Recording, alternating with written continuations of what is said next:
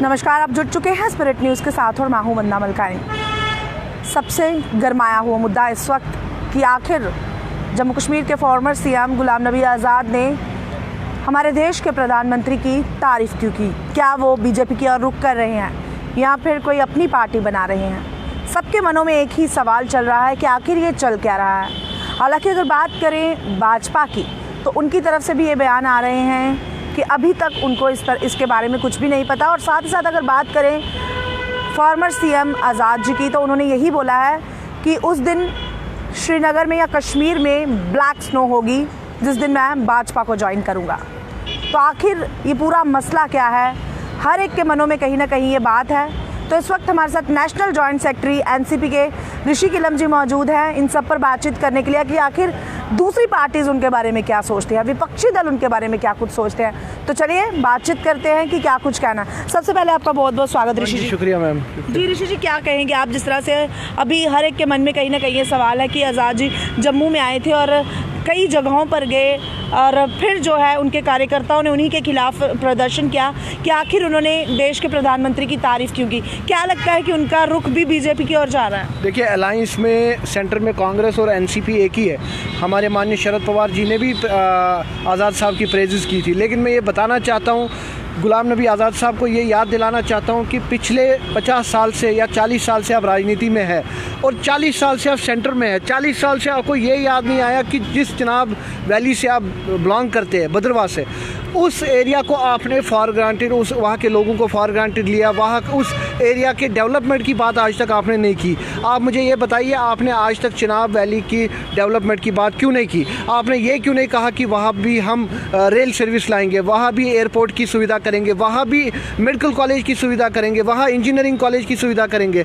आपने आज तक क्यों नहीं कुछ ऐसा कहा? आपने 50 साल में ये नहीं देखा कि वहाँ के लोग जो है वो कैसे गुजारा कर रहे हैं, वहाँ के लोग जो है वो कैसे हॉस्पिटल्स की अरेंजमेंट, जब कोई पेशेंट बीमार होता है उसको जम्मू कैसे लेके आते हैं, या उसको इवन मैं इसका आई विटनेस हूँ कि जब गुलाम नबी आज़ाद साहब हेल्थ मिनिस्टर थे केंद्र में तो मैं कुछ दिन मतलब उनसे मिलने गया था तो मुलाकात तो हुई नहीं, लेकिन जो डोडा भद्रवाह के लोग थे जो उनसे मिलने आए थे, क्योंकि उनके कुछ पेशेंट्स हॉस्पिटल एम्स में एडमिट थे, वो ट्रीटमेंट के लिए आए थे, और आज़ाद साहब के सेक्रेटरी का ये जवाब था कि साहब तो यहाँ है नहीं, और जबकि साहब अंदर ही थे। तो मतलब उनके साथ ये सलूक किया जा रहा था। तो क्या यही हमारी डेवलपमेंट करेंगे रियासत की? आज़ाद साहब का एक ही मिशन है, क्योंकि सेंटर में उनकी अब कोई जगह नहीं रही।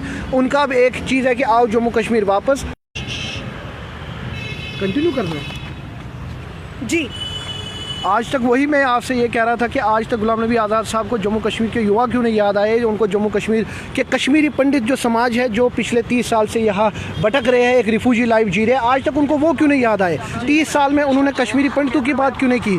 30 साल में उन्होंने क्यों नहीं कहा कि कश्मीरी पंडित समाज भी यहाँ कोई है, उनके दर्द को वो जाने? लेकिन आज उनको अपनी कुर्सी, अपने पावर की पड़ी है, तो आज उनको जम्मू कश्मीर रियासत के लोग याद आए। चलिए बात करते हैं इस वक्त रूलिंग पार्टी की कि अगर हम बात करें भारतीय जनता पार्टी की तो वो किस तरह से हमारे यहाँ पर डेवलपमेंट कर रहे हैं, क्योंकि डेवलपमेंट की बात से ही, विकास की बात से ही उन्होंने लोगों से वोट बटोरे थे। देखिए, हर चीज़ में यही एक कारण है कि अपोजिशन पार्टी जो हमारी कांग्रेस पार्टी है इस टाइम, जो क्यों इस टाइम मतलब अपोजिशन अपना पक्ष क्यों नहीं रख पा रहे? क्योंकि वो ये ज़रूरी नहीं है कि हम हर बार हर अपोजिशन जो हमारी रूलिंग पार्टी है उसको कोसे।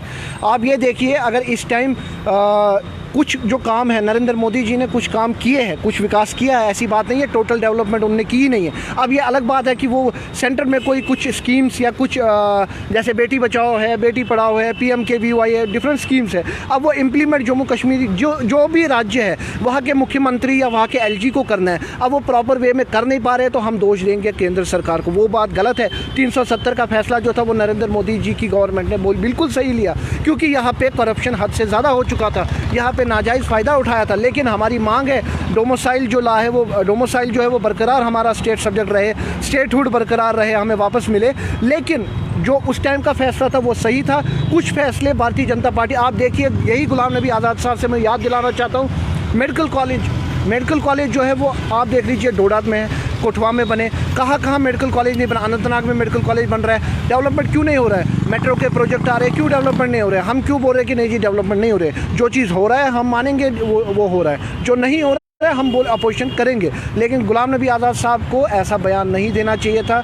अगर नरेंद्र मोदी जी ने उनकी प्रेजेस की तो वो अपने तक थे। वो आखिर में आप इन सब बातों को किस तरह से लेते हैं, क्योंकि आप भी एनसीपी के नेशनल जॉइंट सेक्रेटरी हैं, और आखिर में आप क्या कुछ मैसेज देंगे? आखिर में देखिए, मैं हालांकि हमारी जो पार्टी है वो कांग्रेस के साथ में अलाइंस में है, लेकिन देखिए जहाँ पे लोगों के सेंटिमेंट्स की बात है, जहाँ जम्मू कश्मीर के युवाओं के हक़ की बात है, वहाँ हम चुप नहीं रहेंगे। बेशक हमारी पार्टी भी हमसे नाराज़ हो, हम चुप नहीं रहेंगे, क्योंकि मैं सबसे पार्टी से पहले एक सोशल एक्टिविस्ट हूँ, ग्राउंड लेवल हूँ, सोशल एक्टिविस्ट हूँ, लोगों से जुड़ा हूँ।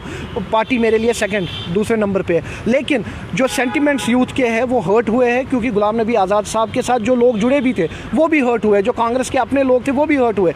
और लेकिन आप देख लीजिए, उनको ऐसा नहीं करना चाहिए था। उनको सबसे पहले अगर वो यहाँ आए इस रियासत में दोबारा, तो उनको लोगों से बात करनी चाहिए थी, युवाओं के मसले देखने थे, उनको कश्मीरी पंडित समाज के मसले देखने थे, SC ST casual labours, daily wagers, जो धरना प्रदर्शन पे युवा बैठे हैं, जो आंगनबाड़ी वर्कर्स हैं, उनकी पहले समस्या जाननी थी, ना कि अपने भाषण देने थे। ना कि ये देखिए, कपिल सिब्बल जो है वो दिल्ली से आके यहाँ करते, यहाँ कपिल सिब्बल का नहीं चलेगा, यहाँ के युवाओं की आवाज़ चलेगी, युवाओं के मन की बात चलेगी। कपिल सिब्बल या दिल्ली से कोई आके फरमान सुनाए वो नहीं चलेगा, यहाँ के युवाओं की बात चलेगी। और मैं आने वाले इलेक्शन में जम्मू कश्मीर के युवाओं से ये कहूँगा कि जो कैंडिडेट आपके साथ पिछले 6 साल से है, जो सोशल एक्टिविस्ट आपके साथ है, उसको चुनिए, अपने मनपसंद कैंडिडेट को वोट दे, किसी पॉलिटिकल प्रेशर में नहीं आए। चाहे ऐसे आज़ाद बहुत देखे। क्या लगता है जम्मू में अब एनसीपी भी अपना सिक्का जमाएगी जब इलेक्शंस आएंगे? बिल्कुल बिल्कुल, आने वाले इलेक्शन में बेशक हम कांग्रेस के पार्टनर बने नहीं बने, लेकिन हम जम्मू कश्मीर के युवाओं की आवाज़ बन के आएंगे, और हम हमेशा बनते आएंगे। बेशक लोग हमें मैंडेट दे नहीं दे, हम जम्मू कश्मीर की युवाओं की आवाज़ उठाएंगे। खासकर मैं अपने कश्मीरी पंडित समाज की, जो पिछले 30 साल से नेगलेक्टेड है, जो 30 साल से सफ़र कर रहे हैं, जिनकी बद से बदतर कंडीशन है, कोई उनकी आवाज़ नहीं सुन रहे। LG साहब अपने राजभवन में बैठे, लेकिन पंडितों की दर्द नहीं समझ रहे। मैं उनको बताना चाहता हूँ, कश्मीरी पंडित समाज का दर्द सुनिए, कश्मीरी पंडितों के पास जाके देखिए उनकी कंडीशन क्या है। जो कैजुअल लेबर्स, जो डेली वेजर्स, जो सड़कों पर है, उनकी आवाज़ सुनिए, उनके घर की कंडीशन देखिए, उनकी क्या हालत है। मैं यही उनसे कहूँगा कि सब लोगों की जो है उनकी आवाज़ सुने, उनकी प्रॉब्लम सॉल्व करें, और हम हमेशा जम्मू कश्मीर के युवाओं के साथ हैं। जी, बहुत बहुत धन्यवाद। तो मैं आपको बता दूं कि इस वक्त हमारे साथ बातचीत करने के लिए मौजूद थे एनसीपी के नेशनल जॉइंट सेक्रेटरी ऋषि किलम जी, जिन्होंने बताया कि आने वाले समय में एनसीपी भी जम्मू कश्मीर में, खास तौर पर इनकी अगर बात करें तो कश्मीरी पंडित माइग्रेंट्स की जो है वो आवाज़ को उठाएंगे, और आने वाले समय में सिक्के को जमाएंगे। और साथ ही साथ अगर बात करें, फिर से हम फॉर्मर CM गुलाम नबी आज़ाद जी पर आ जाते हैं। इनका कहना है कि वो सिर्फ और सिर्फ अब एक बार फिर से लोगों के बीच में इसलिए जा रहे हैं कि CM की कुर्सी को पा सकें, लेकिन इनका कहना है कि अब लोग समझ चुके हैं, अब ऐसा नहीं होगा। आप भी कमेंट बॉक्स में कमेंट कर बताएं कि कितना सही या कितना गलत है, या क्या उन्हें आने वाले समय में फिर से CM जो है वो बन पाएंगे। तो आप ऐसे ही अपडेट के लिए जुड़े रहें स्प्रिट न्यूज़ के साथ। तब तक के लिए मुझे वंदना मलकाइन को दीजिए इजाज़त। नमस्कार।